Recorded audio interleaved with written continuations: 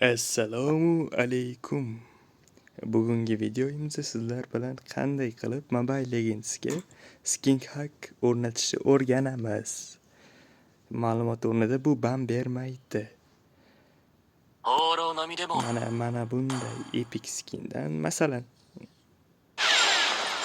ko'p skinga alishtirishni o'rganamiz. Ovoz, hamma effektlari o'tadi. Qani unda boshladik.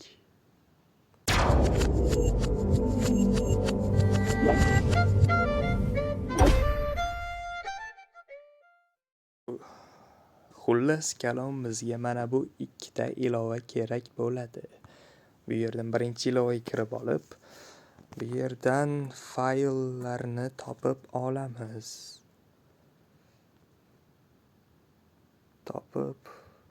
Topib olgach, mana bu yerdan o'chirishni bosamiz. Buni zarar yo'q. Keyin ikkinchi ilovaga kirib olib,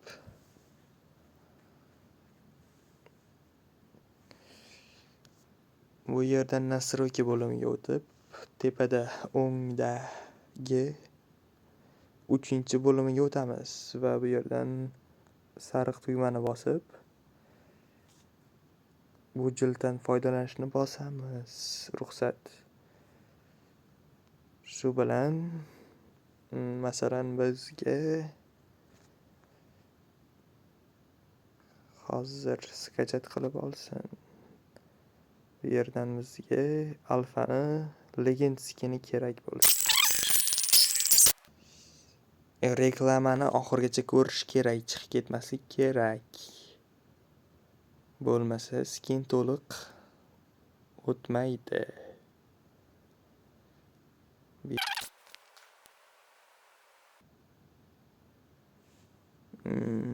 Bo'lganidan keyin bu yerdan chiqamiz va Mobile Legends'ga kiramiz.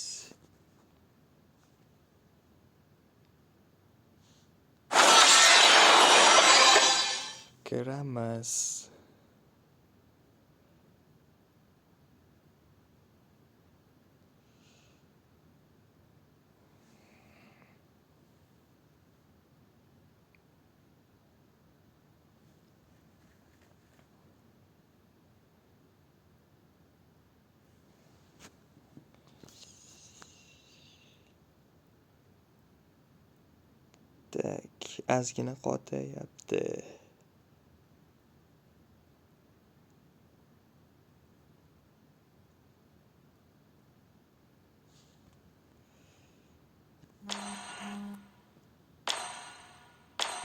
Tekshirish uchun bu yerdan alfa mana alfa skin, legend skin mana ko'rib turganingizdek, oddiy skinga alfa, legend skin bo'lgan.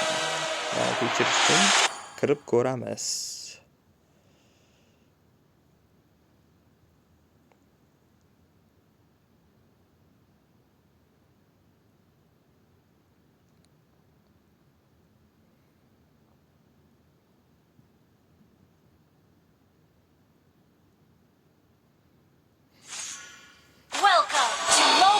Ko'rib turganingizdek,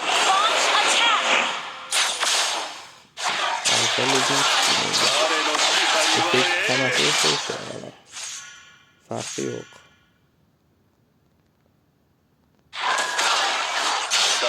Ovozlari ham o'sha.